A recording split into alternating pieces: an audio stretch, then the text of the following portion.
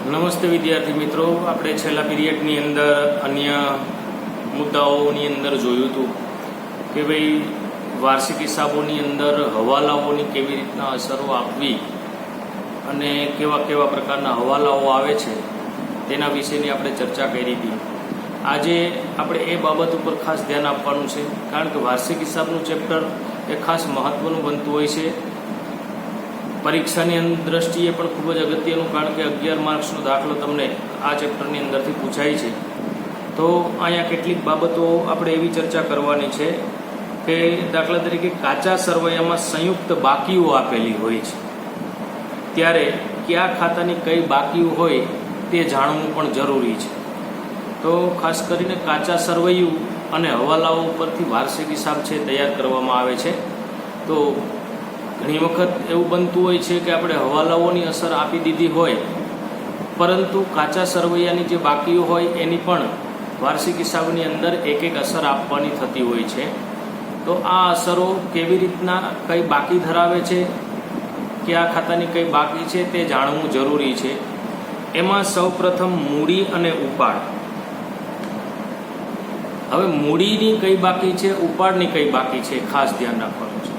તો મૂડીની હંમેશા જમા બાકી હોય છે અને ઉપાડની હંમેશા ઉધાર બાકી હોય છે. અર્થાત ભાગીદારો જ્યારે કાચા સરવૈયામાં મૂડી અને ઉપાડ આપેલી હોય ત્યારે જો કોઈ હવાલો ન આપ્યો હોય તો ડાયરેક્ટ એમના મૂડી ખાતે અસર આપવામાં આવે છે. એટલે કે મૂડી ખાતામાં એ જમા બાજુએ મૂડી દર્શાવવામાં આવે છે અને ઉધાર બાજુએ મૂડી ખાતામાં ઉપાડ દર્શાવવામાં આવે છે દરેક ભાગીદારોનો. બીજી બાબત છે ખરીદી અને વેચાણ. તો મિત્રો, આમ જોઈએ તો માલ મિલકત ખાતાના નિયમ અનુસાર આપણે જોઈએ તો ખરીદવાથી માલની આવક થાય છે, માટે ખરીદી આવે તે ઉધાર, એટલે કે ખરીદીની ઉધાર બાકી હોય છે. જ્યારે માલનું વેચાણ થવાથી માલની જાવક થાય છે તો માલ મિલકત ખાતાના નિયમ અનુસાર વેચાણની જમા બાકી હોય છે, કારણ કે માલ જાય તે જમા, એટલા માટે વેચાણની હંમેશા જમા બાકી હોય છે. જ્યારે હવાલામાં કાંઈ ન કીધું હોય તો ડાયરેક્ટ વેપાર ખાતે ઉધાર બાજુએ ખરીદી દર્શાવવામાં આવે છે અને વેપાર ખાતાની જમા બાજુએ વેચાણ દર્શાવવામાં આવે છે. એના પછીની બાકી છે માલ પરત. હવે અહીંયા બે પ્રકારના માલ પરત હોય છે. એક તો માલ પરત ઉધાર અને માલ પરત જમા, અથવા તો એને એમ પણ કહી શકાય કે ખરીદ પરત અને વેચાણ પરત. તો માલ પરત ઉધારને આપણે વેચાણ પરત તરીકે ઓળખીએ છીએ, જ્યારે માલ પરત જમા હોય તો એને આપણે ખરીદ પરત તરીકે ઓળખીએ છીએ.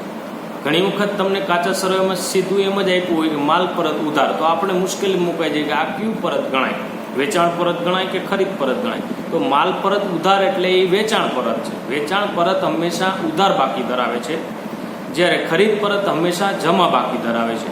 પરંતુ વાર્ષિક હિસાબોમાં દર્શાવવા માટેનો નિયમ એવો છે મિત્રો કે ખરીદ પરત છે ખરીદીમાંથી બાદ કરીને દર્શાવવામાં આવે છે વેપાર ખાતેથી, અને વેચાણ પરત છે એ વેચાણમાંથી બાદ કરીને દર્શાવવામાં આવે છે.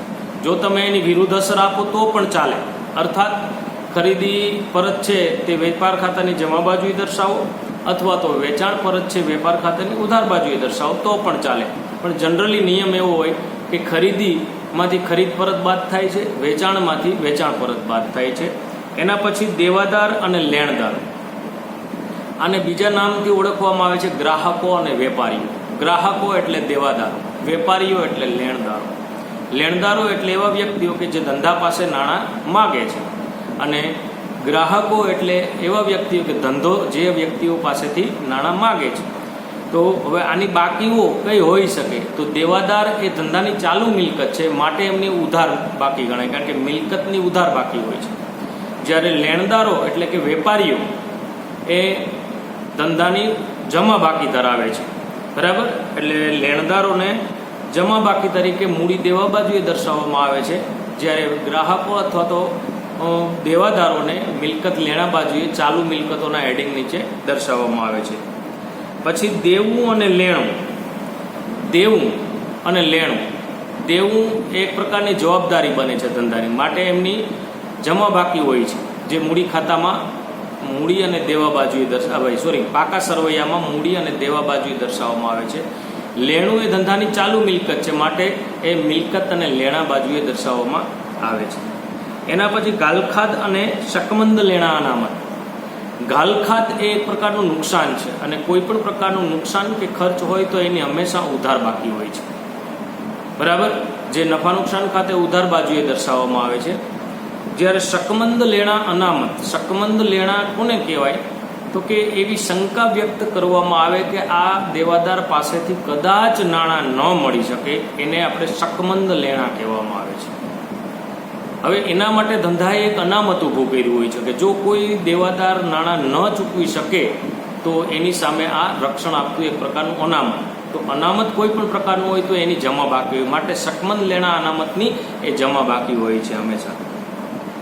પછી વટાવ અનામત, અહીં પણ અનામત શબ્દ જ આવે છે. કોઈ પણ પ્રકારના અનામતો હોય તો અનામતોની હંમેશા જમા બાકી હોય છે, બરાબર. એવી જ રીતના હુંડીઓ, હુંડીઓમાં બે પ્રકારની હુંડીઓ હોય છે મિત્રો, એક દેવી હુંડી અને બીજું લેણી હુંડી. તો દેવી હુંડી એ ધંધાનું દેવું દર્શાવે છે, લેણી હુંડી એ ધંધાની ચાલુ મિલકત દર્શાવે છે. તો દેવું હોય તો એની જમા બાકી હોય, જે મૂડી દેવા બાજુએ પાકા સરવાળામાં દર્શાવવામાં આવે છે. જ્યારે લેણી હુંડી એ ધંધાની ચાલુ મિલકત હોવાથી મિલકત અને લેણા બાજુએ દર્શાવવામાં આવે છે, જેની ઉધાર બાકી હોય છે. પછી પ્રોવિડન્ટ ફંડ અને પ્રોવિડન્ટ ફંડમાં ફાળો. પ્રોવિડન્ટ ફંડ એ ધંધાનું દેવું ગણાય છે, કારણ કે ધંધાની અંદર જે કર્મચારીઓ કામ કરે છે, જે કારીગરો કામ કરે છે, એના માટેનું એક ઊભું કરવામાં આવતું ફંડ એટલે પ્રોવિડન્ટ ફંડ, જેને નિવૃત્તિ બાદ જે તે કર્મચારીને પરત કરી દેવામાં આવે છે. એટલે ધંધાની જવાબદારી બને છે, માટે એ ધંધાનું દેવું ગણવામાં આવે છે.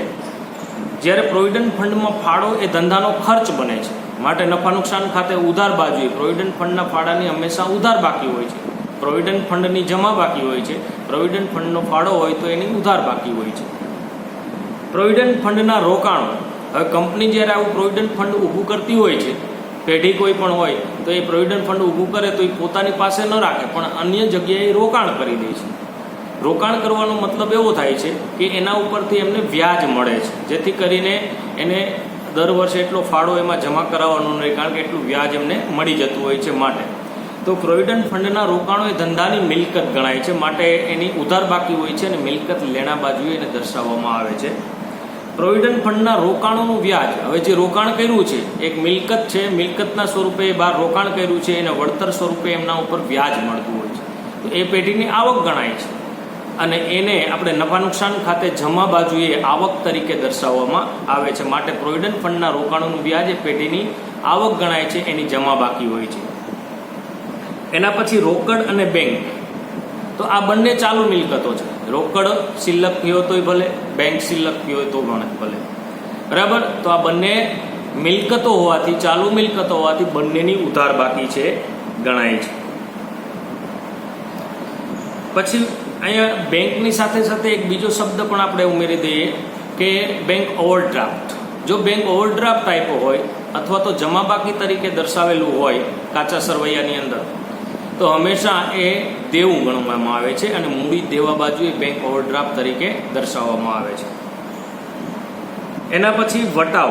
વટાવમાં પણ બે પ્રકારના વટાવ હોય, આપેલ વટાવ અને મળેલ વટાવ. આપેલ વટાવ હોય તો એ ધંધાનો ખર્ચ ગણાશે, નફા નુકસાન ખાતે ઉધાર બાજુએ, એનો મતલબ કે આપેલ વટાવની ઉધાર બાકી હોય છે. એવી જ રીતને મળેલ વટાવ હોય તો ધંધાની આવક બને છે, નફા નુકસાન ખાતે જમા બાજુએ આવક તરીકે, કારણ કે એની જમા બાકી હોય છે. એના પછી વ્યાજ અને ડિવિડન્ડ. વ્યાજ બે પ્રકારના હોય છે, મળેલ વ્યાજ અને આપેલ વ્યાજ.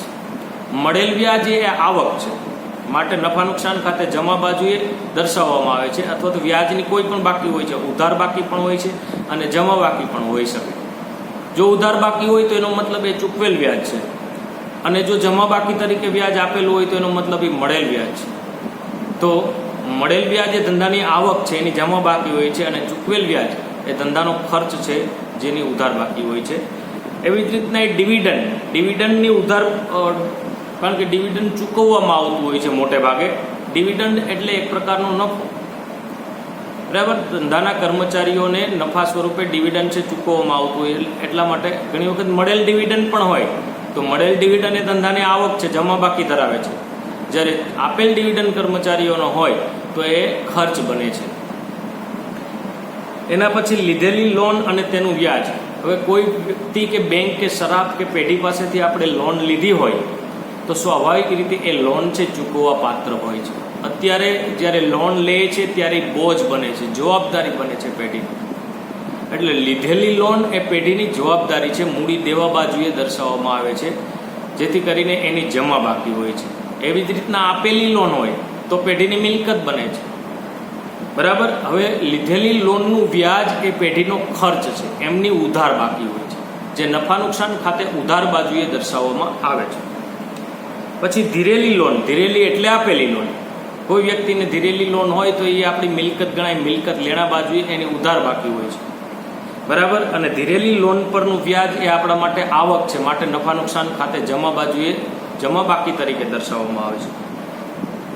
પછી ખર્ચ અને ચૂકવવા બાકી ખર્ચ, બે પ્રકારના ખર્ચ આવે. ખર્ચ અને ચૂકવવા બાકી. ખર્ચ એટલે જે ઓલરેડી ખર્ચ થઈ ચૂક્યો છે, દાખલા તરીકે કર્મચારીઓને પગાર ચૂકવી દીધો છે તો આ ખર્ચ કહેવાય. એ ખર્ચની ઉધાર બાકી જ હોય હંમેશા. અને ચૂકવવા બાકી ખર્ચનો મતલબ એવો થાય કે હજી ચૂકવ્યો નથી, પરંતુ ભવિષ્યમાં ચૂકવવો પડશે જ, માટે ભવિષ્યની એ જવાબદારી બને છે, દેવું બને છે, માટે એ મૂડી દેવા બાજુએ દર્શાવવામાં આવે છે. ચૂકવવા બાકી ખર્ચની જમા બાકી હોય છે દેવું હોવાથી, જ્યારે ખર્ચની એ ખર્ચ થઈ ચૂક્યો છે માટે એમની ઉધાર બાકી હોય છે, જે નફા નુકસાન ખાતે ઉધાર બાજુએ દર્શાવવામાં આવે છે. એવી રીતના આવક અને મળવા બાકી આવક. તો આવક એટલે ઓલરેડી જે આવક થઈ ચૂકી છે, દાખલા તરીકે કમિશન મળ્યું તો એ આવક થઈ ગઈ છે, માટે એ આવક ગણાય, એની જમા બાકી હોય, નફા નુકસાન ખાતે જમા બાજુએ દર્શાવાય છે. અને મળવા બાકી આવક એટલે જે આવક મળી નથી પરંતુ ભવિષ્યમાં મળવાની છે, આપણું લેણું ગણાય છે, માટે મૂડી મિલકત લેણા બાજુએ મળવા બાકી આવક તરીકે, ચાલુ મિલકત તરીકે એને દર્શાવવામાં આવે છે, એની ઉધાર બાકી હોય છે. પછી પરચુરણ ખર્ચ અને પરચુરણ આવક. ઘણી વખત ધંધાના કોઈ એવી નાના મોટા એવા ખર્ચા થતા હોય, દાખલા તરીકે ચા પાણી છે, કોઈ સ્ટેશનરી છે, આ બધા પરચુરણ ખર્ચ, ટપાલ ટિકિટ છે, આ બધા પરચુરણ ખર્ચ ગણવામાં આવે છે. નાના મોટા જે રોજે રોજ ન થતા હોય પરંતુ થોડો ખર્ચ થતો હોય તો એ પરચુરણ ખર્ચ આખરે ખર્ચ છે, જેની ઉધાર બાકી હોય છે, નફા નુકસાન ખાતે ઉધાર બાજુએ દર્શાવવામાં આવે છે. અને પરચુરણ આવક એ પણ નાની મોટી આવક જ છે એક પ્રકારની. તો આવકની જમા બાકી હોય છે, જે નફા નુકસાન ખાતે જમા બાજુએ દર્શાવવામાં આવે છે. મિલકતો અને મિલકતનું ઘસારાપણ. ધંધાના 3 પ્રકારની મિલકતો હોય છે: કાયમી મિલકતો, ચાલુ મિલકતો અને અવાસ્તવિક મિલકતો. પરંતુ મિત્રો, કોઈ પણ પ્રકારની મિલકત હોય તો મિલકતની હંમેશા ઉધાર બાકી જ ગણાય.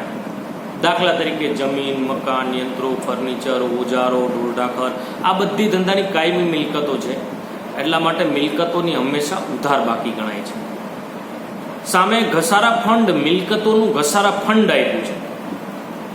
મિલકતોની સામે ઘસારો જ્યારે માંડી વાળવામાં આવે ત્યારે આ ઘસારા ફંડનો ઉપયોગ કરવામાં આવે છે.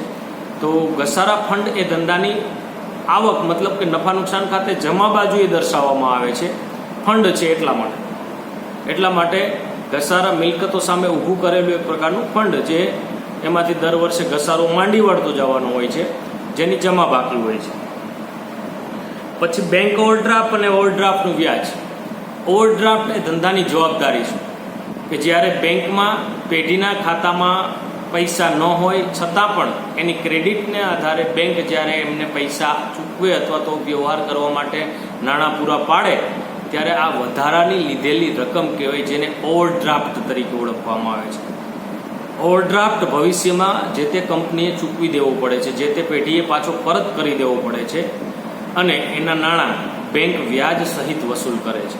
તો જવાબદારી તો છે જ ધંધાની, ઉપરાંત એનું વ્યાજ પણ ચૂકવવું પડશે. તો બેંક ઓવરડ્રાફ્ટનું વ્યાજ એ જવાબદારીમાં વધારો દર્શાવે છે, બરાબર. માટે એ ખર્ચ બને છે, વધારાનો ખર્ચ, એટલે એની ઉધાર બાકી હોય છે. અને બેંક ઓવરડ્રાફ્ટ એ ધંધાની જવાબદારી હોવાથી એ ધંધાની જમા બાકી દર્શાવે છે. ચાલુ મિલકતો અને જવાબદારીઓ. હવે ચાલુ મિલકતો અને જવાબદારીઓ, અહીં 2 શબ્દ અલગ અલગ છે. તો ચાલુ મિલકતો એ આખરે મિલકત જ છે. મિલકતની હંમેશા ઉધાર બાકી જ હોય છે. કોઈ પણ પ્રકારની મિલકત હોય, મેં તમને હમણાં કીધું કે 3 પ્રકારની મિલકત હોય છે: કાયમી મિલકત, ચાલુ મિલકત અને અવાસ્તવિક મિલકત. તો કોઈ પણ પ્રકારની એમાં ચાલુ મિલકતો છે. તો ચાલુ મિલકતો એ ધંધાની ચાલુ મિલકત હોવાથી એમની ઉધાર બાકી હોય છે, જે મિલકત લેણા બાજુએ દર્શાવવામાં આવે છે. જ્યારે ચાલુ જવાબદારીઓ એ ધંધાની જવાબદારી હોવાથી મૂડી દેવા બાજુએ દર્શાવવામાં આવે છે, જેમની જમા બાકી હોય છે. તો મિત્રો આમ અહીંયા 21 જેટલી બાબતોનો મેં તમારી સમક્ષ રજૂઆત કરી છે કે કાચા સરવૈયામાં કયા ખાતાની કઈ બાકી હોય એ ખાસ મહત્વનું છે. ધન્યવાદ.